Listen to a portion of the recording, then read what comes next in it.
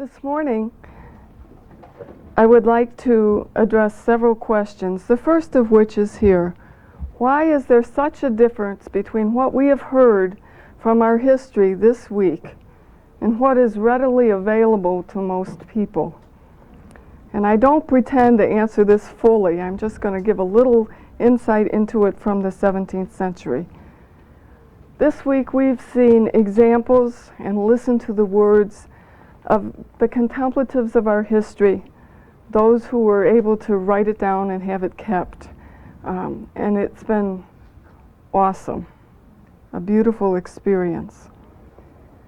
Now I'd like to peek into the 17th and 18th French spirituality. And I want to do this because this had a great influence on us in the United States and also on other English-speaking countries and French-speaking countries.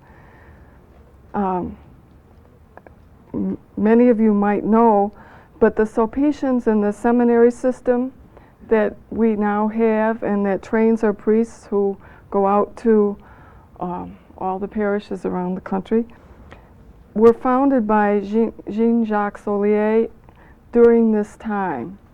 And so you can see that the spirituality that permeated his time would get into the seminary system and then also into our kind of learning as we were growing up before we started this kind of study.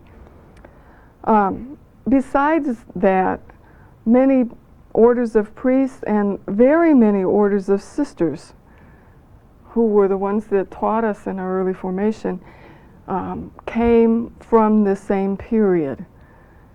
And so in many ways, the spirituality of that time has influenced what we learned growing up. And the spirituality of that time had lots of conditions that played into it.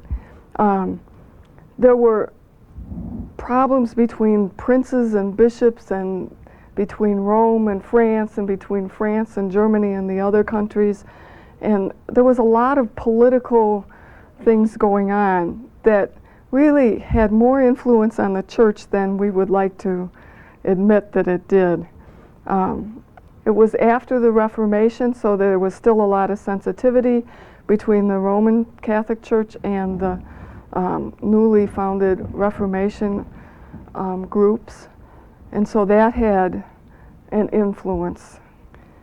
There was something called Gallicanism, which was a belief among the French bishops and people that the council of the French bishops should be more authoritative in France even than the Pope. And so there was a struggle there. And then there was something we've heard of more about, Jansenism, which was very strict and legalistic and anti-mystical. And that had a big influence in England and France. And then there was Quietism, which was condemned because, for a lot of reasons, but simply because a lot of the writers that were in that movement were not theologically educated and their writings were rather naively written. That was one thing. And then if you go push it to the extreme of you just accept, you just let things be, then there was a problem in the area of morality, and they were being accused of all kinds of moral indiscretions. And so all of that comes into play. And so there was a great suspicion about mysticism and quieter types of prayer that grew in this time. And in between 1687 and 1799, Rome condemned no less than 80 spiritual works, because there was this fear. There's an atmosphere of fear, and there was power struggles, and then it comes out in condemnation. Mysticism and higher states of prayer do bring about fear in the more institutionalized parts of the church. Okay. There's a little understanding about that here in the audience. Because it promotes the freedom of the children of God, and the person becomes interiorly directed and attentive to God's working within them and God's challenge to them and God's challenge to them to take risks and to speak the truth. We talked a little bit about Aquinas, who was a Dominican brother of great stature, but he risked, and he did out of his convictions. In his time, Aristotelian philosophy was not accepted. The church basically had a Platonic philosophy, and Thomas risked and took the teachings of Aristotle because he found truth there, and risked and brought that in. And that's what happens when you're open to God, because truth is truth, and you can get it in different places, and it can be good for the church. And so he was condemned for a while, and then he became the great doctor after he died. So, well, he was a great teacher even alive, but he was much more accepted later. And so that freedom of the children of God inspires fear in people who don't share that same degree of freedom. And so this caused a lot of works to be hidden away. People would write and then they would hide them away, and we'll see this in de Caussade, because his works were hidden away in the archives of the Sisters of the Visitation, and other people's works were hidden away, maybe put in the same little packets that his were, because their names were not as acceptable as his.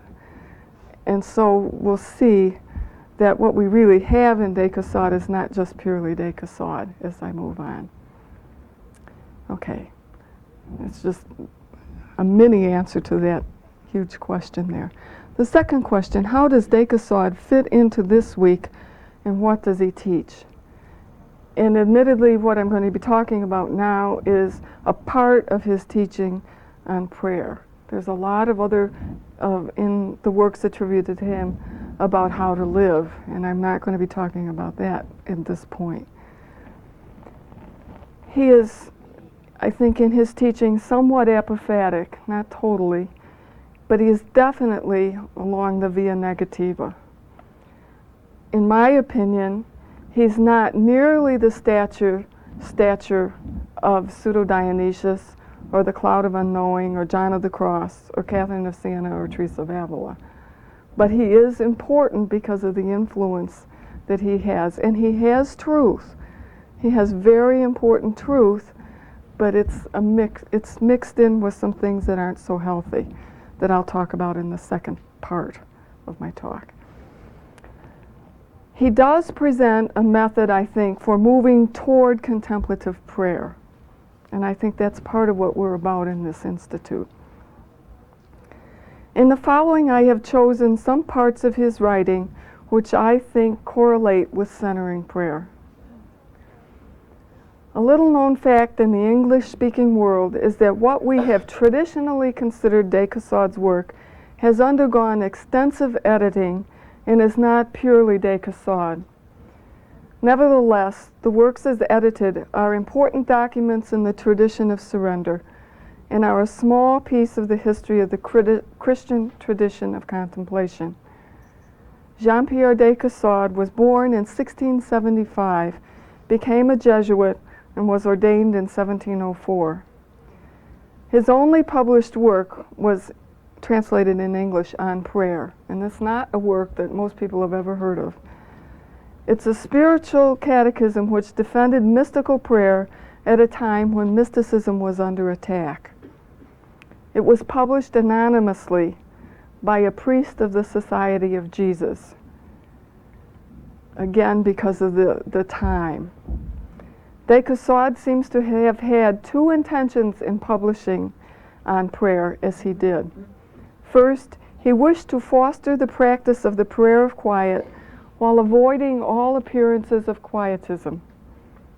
Second, he wished to condemn the discouragement of and hesitation toward this type of prayer. This work advises beginners as well as those advanced in the spiritual life. It is a defense of the more passive aspects of prayer. The other works attributed to de Caussade, collections of his letters and what was believed to be his writings, were published long after his death. In 1861, over 100 years after de Caussade's death, Henri Ramier, a Jesuit, compiled and published the book Abandonment to Divine Providence from these collections, hidden away in the archives of the Sisters of the Visitation. In later editions, copies of de Caussade's letters, which Ramier had touched up, were added. Because of the editor's effort and the book's popular appeal, de Caussade has become famous as a director of souls. Abandonment has influenced readers for over 100 years in both French and English-speaking countries, including the United States. And there was a survey done, and as of 1930, there were 78,000 copies of Abandonment printed, and there have been more editions since then. The treatise was intended for nuns advanced in their personal prayer life, but his teaching was deemed helpful to any Christian seriously seeking to advance in holiness. And this is important. His intention was, in his own writings, for people that could hear it in a certain way. And yet what happened historically was it was given as something for everybody to read uncritically. It must be noted that the foremost author of the critical work on de Caussade in French is convinced that most of Chapter 1 of the Abandonment is attributed to him, and that's all. The focus of de Caussade's writing is prayer, and elements in one's life which foster prayer. So through prayer, one is led to self-abandonment and pure love of God. And again, the emphasis on love that we've heard throughout the week. Embedded in de Caussade's teaching on prayer and surrender are the convictions and presuppositions of 17th century French piety. Abandonment of oneself to God is based on belief in God's providence, God's desire to give us what we need and gift us with God's self. It includes striving for pure love and the concomitant rooting up of self-love. This implies the fostering of indifference and the encouragement of self-annihilation in that spirituality. There is a focus on privation and its relation to the sufferings of Jesus. The via negativa, the dark night of John of the Cross, the path of self-annihilation of other mystics, and the leading of the Holy Spirit are all expressions of the way of pure faith, which is extolled by Caussade in his own way. Abandonment claims to offer to all readers a practical doctrine of surrender to God. It highlights the value of the spiritual tradition that he received from Fenelon and de Sales. In this work we read, "The whole art of abandonment is simply that of loving, and the divine action is nothing else than the action of divine love." Abandonment maps out a process by which the soul, through self-abnegation and obedience, is led by the Holy Spirit to the experience of pure love. The traditional idea of surrender, which became a sure path in the 17th century French spirituality, grew in popularity. That it is still sought after is evidenced by the number of new editions of this work made available since 1970. And there are more than just these. Caussade's book on prayer treats the conditions conducive to progress in prayer, especially for those who have moved beyond the beginning stages. It reveals that he understood the prayer of quiet to be passive prayer, occurring between the stages in which ordinary prayer predominates and mystical prayer is infused. Influenced by Fenelon, de Caussade focuses on the Salesian prayer of quiet. In this prayer, the delicate movements of the Holy Spirit lead a person freely into passive prayer and abandonment in living. And again, it's the Holy Spirit that's the leader, the director. This prayer of quiet must not be confused with what Teresa calls rapture, by attributing to it a suspension of powers, for this suspension properly belongs to mystical prayer. Further on. In de Caussade's view, the prayer of quiet is not uncommon, and God wishes to bestow it even more often, but many people do not accept it. And given the climate of the time, you can kind of understand why. De Caussade's advocacy of the prayer of quiet, the beginning stage of mystical prayer, made him suspect in the eyes of many. And that's why he published anonymously what he did publish and why the other things were just put away into the archives. However, in his letters to individual people, he's more open. To Mother Marie-Anne Therese, he writes, "Always listen to the great interior director who alone can give light and strength to us in our necessities. Do not use books when he speaks interiorly. Let your main point be a holy repose in the divine presence. Never leave it. Do not break the sacred silence unless God gives you an attraction for some holy and useful colloquy." And this is a little different than Catherine of Siena, who says you leave for reasons of obedience or charity. And after this, you re-enter your effort and your fort and sanctuary, which is no other than recollection and interior silence in the presence and sight of your beloved. In him alone, in the simple and sweet repose in God, you will find all light, courage, strength, sweetness, patience, humility, resignation, peace, and rest for your soul. I wish you all this to the highest perfection. Do not be afraid of darkness and dryness in prayer. When one knows how to unite one's will to the holy will of God, accepting all that he wills, one is safe and has everything. This is, according to St. Teresa, the most perfect prayer and the most perfect love. You'll notice in this letter the teachings of St. Teresa of Avila are called to his support. Although de Caussade states that he believes that the prayer of quiet cannot be merited or gained by one's own effort, he does believe that one can dispose oneself for this gift by removing obstacles and providing an opportunity for attentive pauses, and this is part of his method. The practice of attentive pauses is highly recommended by him. This practice consists in pausing in a deliberate and regular manner for a significant time during reading or meditation to enable one to listen for God. One passage exhorting this practice is found in a letter to Sister Marie-Therese. Make short pauses to allow these thoughts time to flow through all the recesses of the soul, and to give occasion for the operation of the Holy Spirit, who, during these peaceful pauses and times of silent attention, engraves and imprints these heavenly truths in the heart.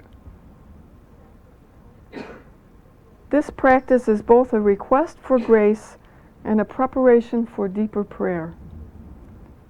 It is an aid to the development of a receptive disposition and attentive heart. De Caussade teaches that the practice of attentive pauses enables all who are sincere to prepare for the prayer of quiet, not just those who are sequestered in cloisters. And I think he's really right. there's a part we play. We need to open ourselves and still ourselves some and listen. With regard to prayer, de Caussade always advocates abandonment, the way of pure faith, the renunciation of consolations. He values prayer devoid of consolation over more effective prayer. This is evident in the following letter to Mother Louise in response to two types of prayer experience which she related to him. One in which she made acts of love which were very consoling, and the other a state of repose in which she was inactive but clearly aware of God. De Caussade responds, in the first place, it is certain that each of these two states is a gift of God. But the second seems to be the best. This is his judgment. First, because it is more simple, more profound, and more spiritual, and further removed from the senses, consequently more worthy of God, who is pure spirit, and whom we must worship in spirit and in truth. Secondly, because it is an exercise of pure faith, which is less satisfying to the soul, less reassuring, and consequently in which there is more of sacrifice and of perfect abandonment to God.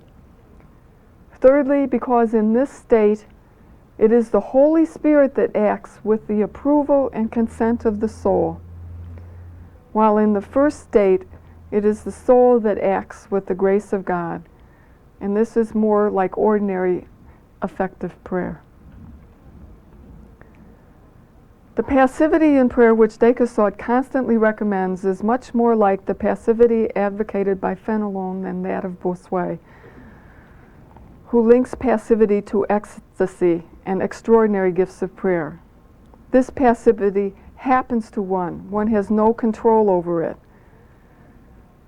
And in de Caussade's eyes, it's a passivity without merit because one's faculties are suspended. Because of the consolation associated with this gift of prayer, de Caussade downplays it and teaches that one should not seek it. And John of the Cross also teaches that we should not seek the consolations of God, but that we should seek the God of consolations. So it's close there. Fenelon and de Caussade advocate another type of passivity.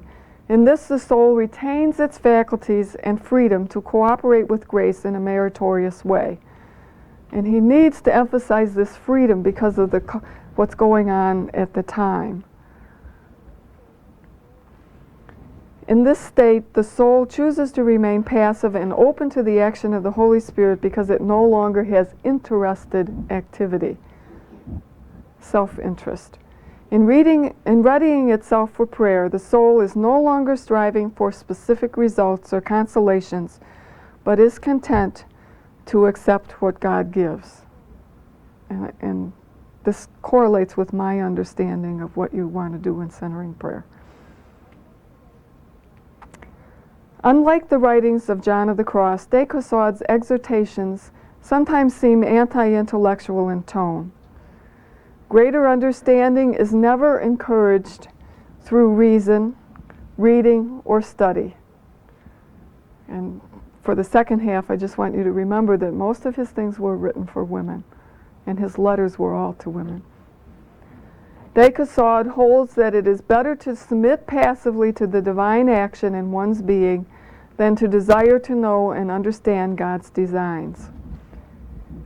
He counsels both interior passivity with regard to God and at the same time an active attention on the part of the person during prayer. One must grow to a sensitivity to the promptings of the Holy Spirit such that one no longer acts from and by oneself, but only at the instigation of the Holy Spirit. As one progresses, that which depends on the person becomes very small, namely the willingness to be supple to grace. In the state of abandonment, de Caussade maintains that the person's will remains free despite the passive acceptance that he encourages, trying to keep himself free from quietus. De Caussade teaches that a simple attention to the present moment, facilitates prayer and is a key to living in the state of abandonment. In his work on abandonment, it is unequivocally asserted that, quote, in the state of abandonment, the only rule is the duty of the present moment. And another passage states, abandonment implies all this, being nothing else but a perfect submission to the order of God, remember that term, as made manifest at the present moment. For de Caussade, the present moment holds the pearl of great price, that which is exactly right for the particular person at that moment. Even if the present moment holds suffering or affliction, it is viewed as God's gift. However, there is never any encouragement to examine the contents of the moment, to question anything, or to respond to issues of justice. Instead, the implication is that we are all to do penance here and to suffer with Christ. With all of de Caussade's emphasis on renunciation of consolations, distrust of self, abandonment, seeking only the will of God, preferring suffering above all, and annihilating the self, he presented, in my opinion, a one-sided view of the mystical life because he so wanted to present a safe path. However, he seems to have missed the truth that others knew, and that upon which John of the Cross based beautiful poetry, that the soul on its way to God is also gifted with true, consoling religious experiences of love, hope, and joy. These can be so intensely felt that they sometimes result in temporary ecstasy. Sometimes the safe way is not God's way. In his practical advice regarding everyday life, de Caussade emphasizes faithfulness to the duties of one's state in life and frequently speaks of the order of creation. Two ideas I will comment upon in the second part of this presentation. In closing, I wish to state that basically de Caussade proclaimed his own doctrine, a way of life gleaned from personal experience and a combination of sources. He taught as well as he could the truth that he understood. But this understanding, like all understanding, our own included, was colored by the reality of the world at the time. Since his life began towards the end of the 17th century and in France, his theology was bound to be expressed in the language and the ideas which were available to him. Thus we find truth mixed with falsehood when we examine his entire writings, not so much the ones I've talked to you about now, but the rest of the corpus from a different perspective. Thank you.